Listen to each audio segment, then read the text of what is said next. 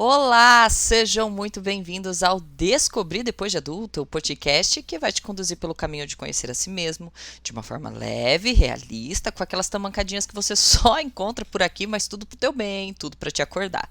Meu nome é Andréia Chociai, no meu Instagram e também TikTok, @Andréia Chociai. Vocês podem conhecer um pouquinho mais sobre mim e também ter acesso a outros conteúdos que eu tenho certeza que vocês vão gostar, então aproveita e já me segue por lá.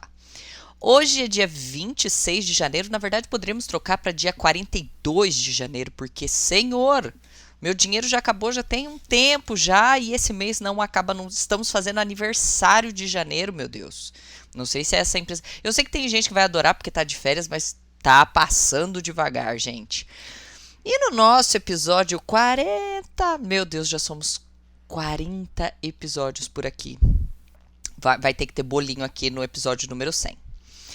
O tema é um pouquinho espinhoso para uns, confuso para outros, mas acredito que extremamente necessário abordar. Porque esse é um tema que vai gerar muito conflito na vida adulta, que é o relacionamento com familiares difíceis. E vocês veem muito aqui, eu tento trazer sempre histórias, principalmente em relação à minha vida. E se o podcast é Descobrir Depois de Adulta, não dá só pra gente ficar no trabalho, no autoconhecimento, mas também precisamos falar um pouquinho das relações. E teve um episódio, agora eu não me recordo do número, mas foi um episódio aqui do Pod, um pouquinho antes das festas de fim de ano, que eu falava um pouquinho da ansiedade que certas pessoas têm quando vêm de famílias disfuncionais. Ou com pessoas, relações difíceis que, quando essas datas chegam, essas datas que tem esse cunho família reunida chega, rola uma certa ansiedade, uma certa tensão, seja por lembranças antigas ou por ter que reencontrar pessoas, enfim, a galerinha sente um pouquinho de ansiedade. E novamente eu preciso deixar claro aqui, como eu deixei nesse episódio, que se você vem de uma família mais estruturada, eu tô falando de família mais estruturada, não estou dizendo uma família sem perrengue, sem BO, porque isso aí é das relações humanas. Você pode não entender algumas coisas que eu falei naquele pod, ou mesmo que eu quero falar aqui. Mas é sempre bom entender outras visões.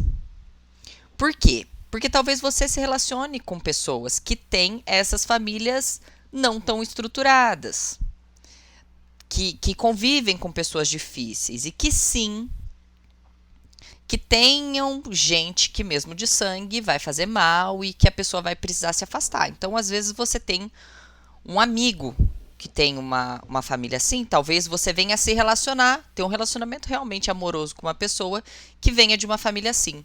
Então, e é legal, sabe, ter por perto pessoas que, ok, mesmo que eu não venha de uma família como a sua, mesmo que eu não entenda, eu te acolho, eu vou saber como agir. Então, se é o seu caso, eu te convido a ficar por aqui também e entender o lado dessas pessoas que não tenham essa família tão margarinazinha assim. Confesso para vocês que eu pensei muito, pensei, repensei em trazer esse tema aqui, porque, como eu disse no início, é um tema espinhoso. E é um tema que eu costumo não abrir muito nas minhas redes sociais, aonde eu crio conteúdo. Não porque eu não me sinta confortável, de forma nenhuma. Mas é o que eu penso. Como envolve pessoas mais próximas e a visibilidade que eu tenho o meu conteúdo, eu prefiro não expor tanto.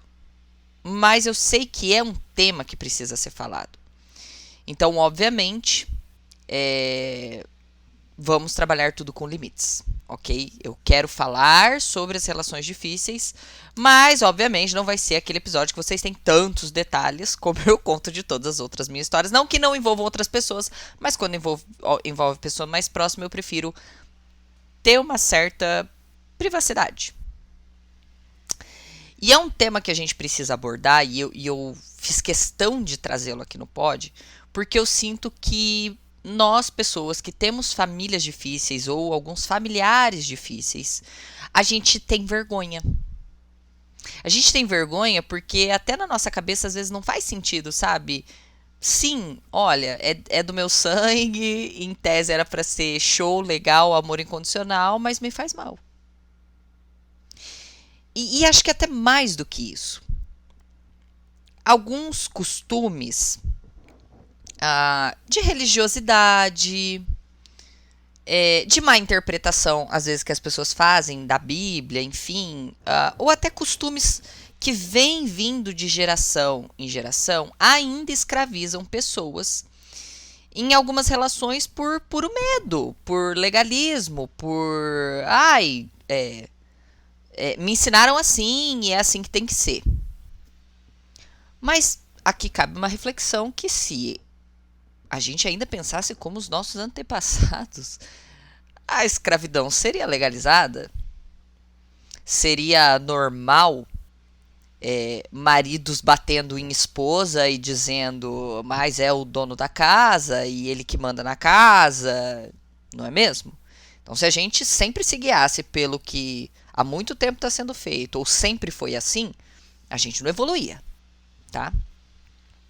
Então, óbvio, eu não entrarei em muitos detalhes, porque meu foco no episódio é como eu me libertei de algumas dessas prisões, que no final das contas eu mesmo me colocava, quando se tratava do quesito família.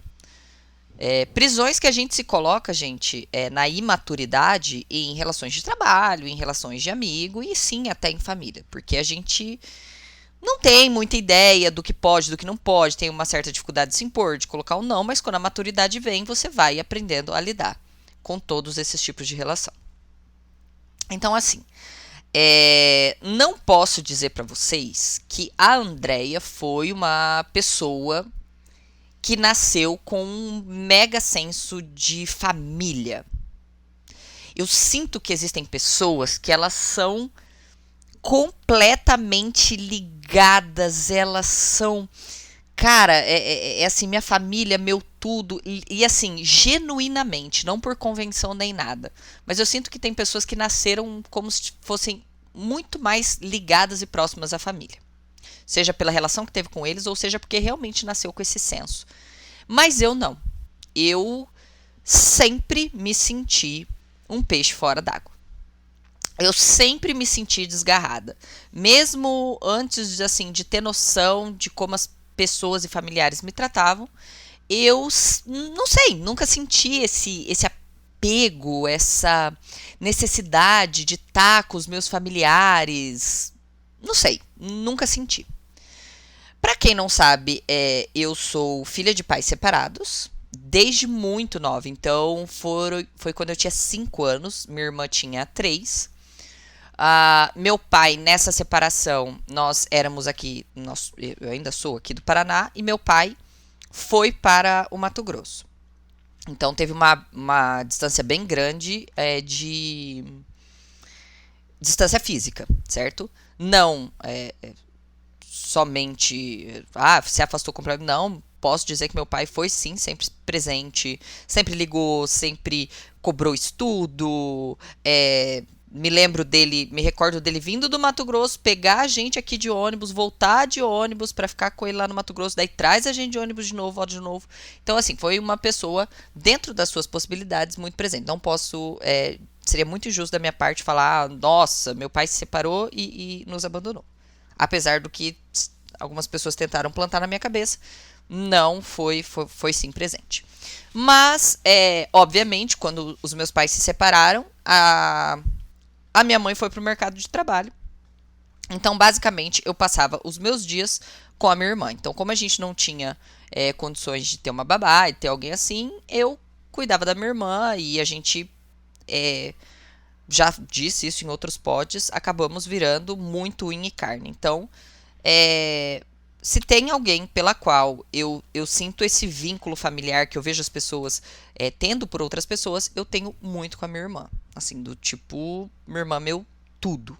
meu norte, meu centro, é a pessoa no mundo assim que eu confio plenamente. É o meu, eu já falei, meu coração batendo fora do peito.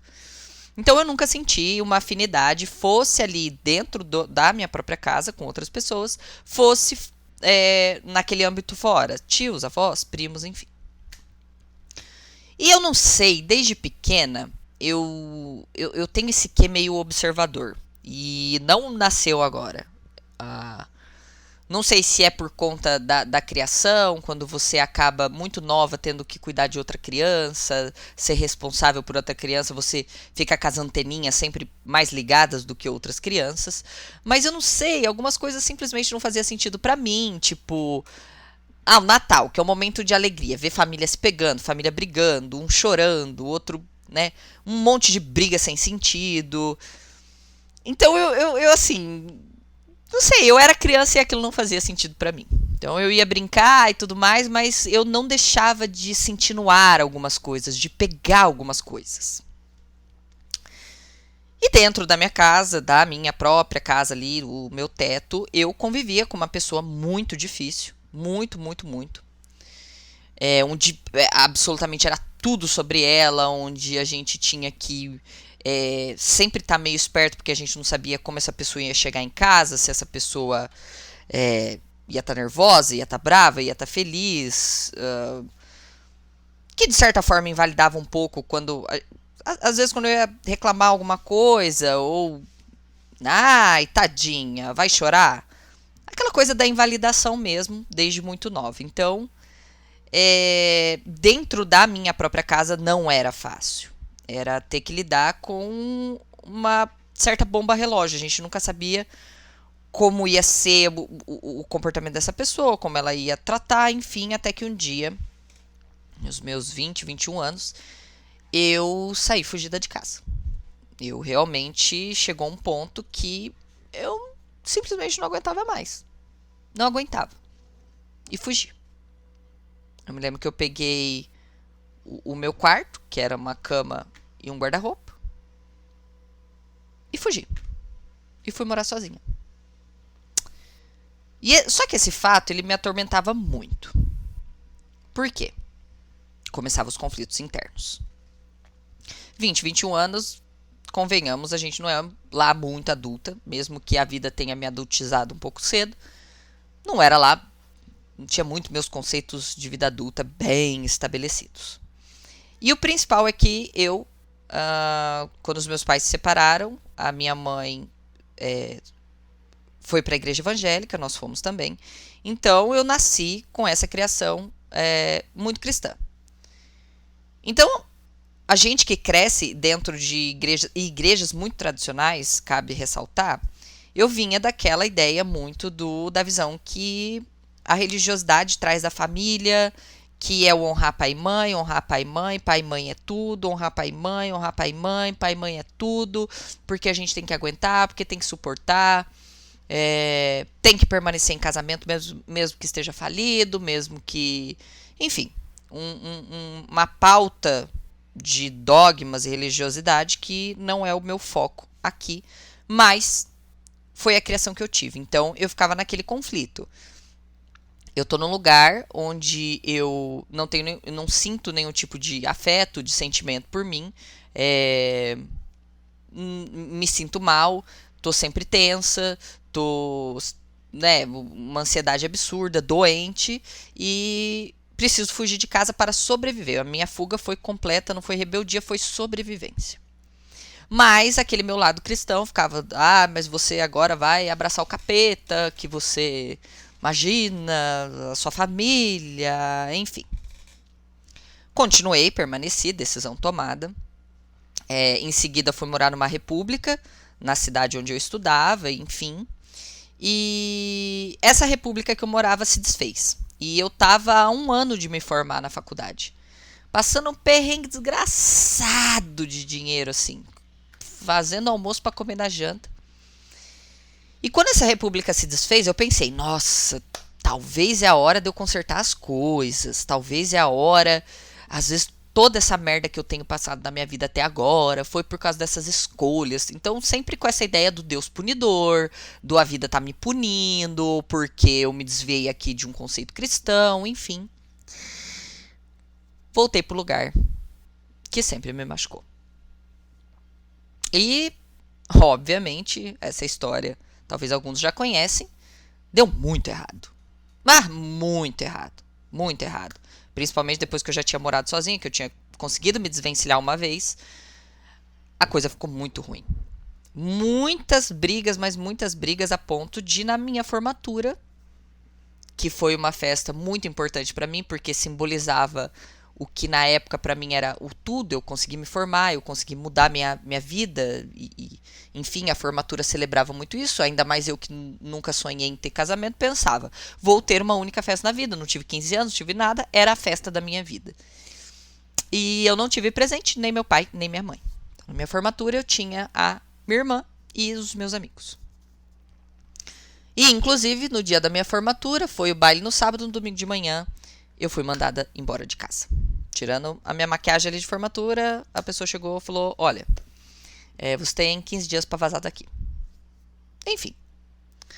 Nada de história triste, tudo vem com muito aprendizado, mas ali algo em mim mudou completamente. Ali naquele instante eu tive a consciência de que nem todas as famílias vão se enquadrar nessa coisa do amor incondicional.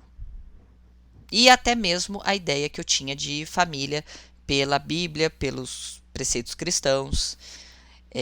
Foi quando eu entendi que eu precisava me afastar não só fisicamente, mas emocionalmente.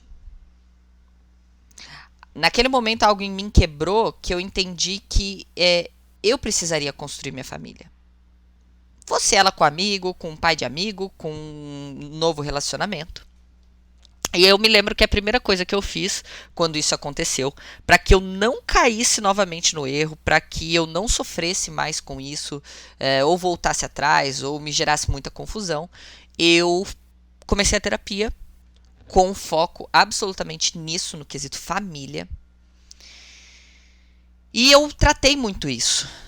Tratei principalmente o fato de que algumas pessoas na família, de sangue, elas vão errar, vão te magoar, principalmente porque é uma relação entre pessoas. Pessoas moldam pessoas. A gente precisa de outras pessoas para crescer, para se moldar. E que quando a gente forma uma família, quando nasce uma criança, aquelas pessoas que te geram, os seus pais, os seus avós, os seus tios, eles o estão fazendo pela primeira vez. Então eles têm 50% de chance de dar certo, 50% de dar errado.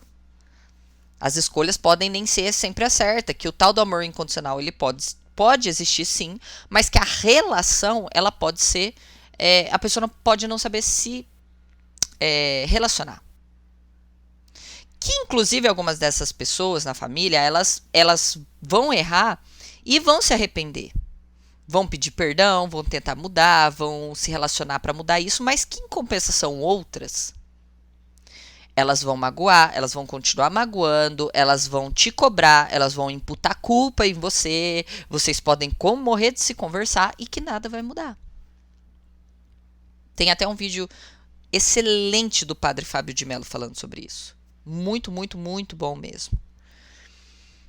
E quando eu comecei a entender isso e tratando isso na terapia, enfim, e eu me lembro que o meu terapeuta, ele também era pastor, então eu tratei muito essa coisa, tanto na parte psicológica quanto na parte da igreja, no extraoficial, perguntava para ele daí como pastor sobre isso. Então eu me lembro que eu tratei por muito tempo isso, para não carregar nenhum tipo de culpa por coisas que são como são, pessoas que são como são. E nessa mesma época eu me lembro que eu comecei a orar muito para Deus e pedir que eu queria uma família normal. Eu falava, cara, eu não quero me sentir um filho de chocadeira, eu não quero me sentir órfã.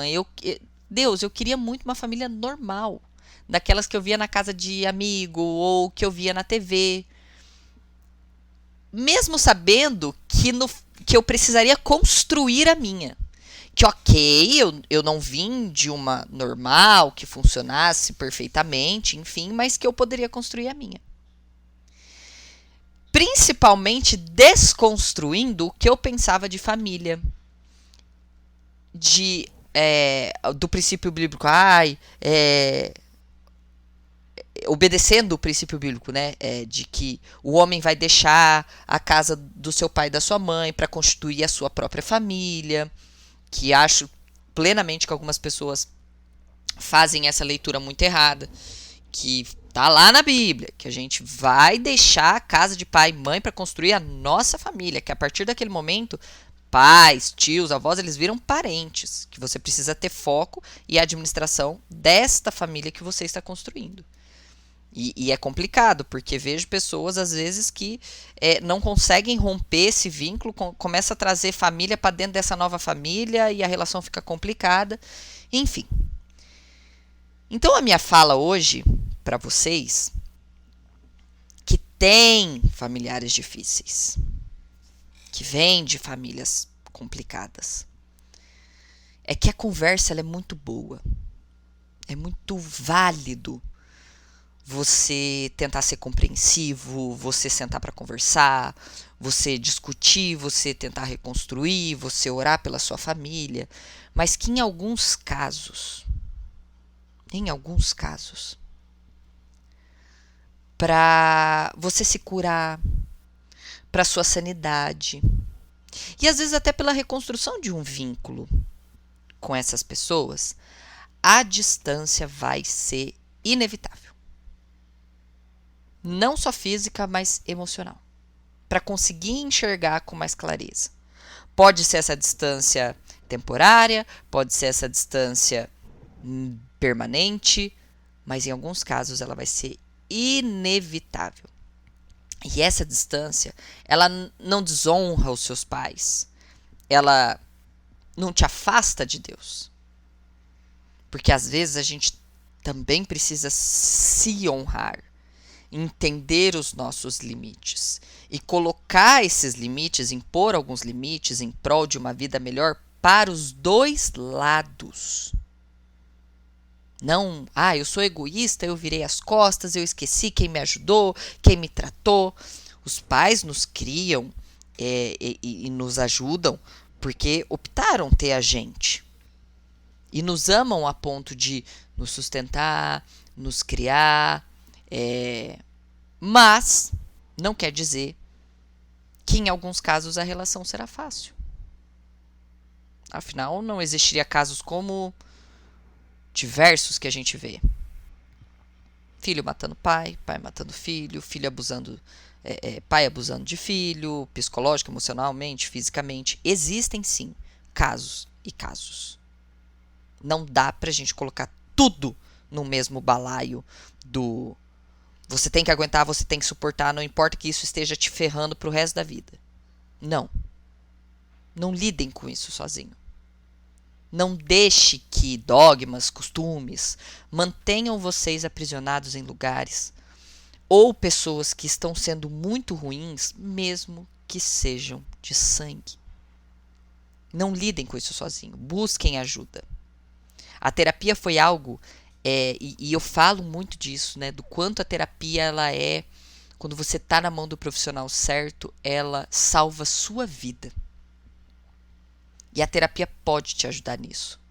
Procure profissionais que consigam lidar com isso de uma forma profissional, de uma forma que eu tenho certeza que vai tirar algumas travas emocionais que vocês têm, algumas crendices que vocês têm, em troca de uma vida melhor para os dois lados. Eu não digo só, eu vou me curar aqui e quem ficou lá que se lasque. Não. Faz parte do honrar o pai e mãe, você também se curar para curar. Estar curado para curar, para aceitar, para acolher, para entender. Mas a gente precisa estar bem para isso. É o tal do, se o avião estiver caindo, não põe a máscara no seu vizinho primeiro. Põe você, se salva para você estar apto para ajudar pessoas que talvez não tenham essa essa consciência, que talvez não consigam ter essa cura e libertação que você pode ter com a terapia ou com outros profissionais. Eu espero de coração que esse episódio ajude vocês de algumas formas. A gente precisa falar mais sobre isso para não sair por aí carregando trauma, despejando nossos traumas mal curados em outras pessoas que não tem nada a ver com a nossa criação, com a família que a gente veio. E que vocês não se sintam presos, seja pela igreja, seja por costumes, seja por crendices. Existe evolução quando a gente cuida da gente, quando a gente trata a gente também com muito amor. Um beijo e até a próxima.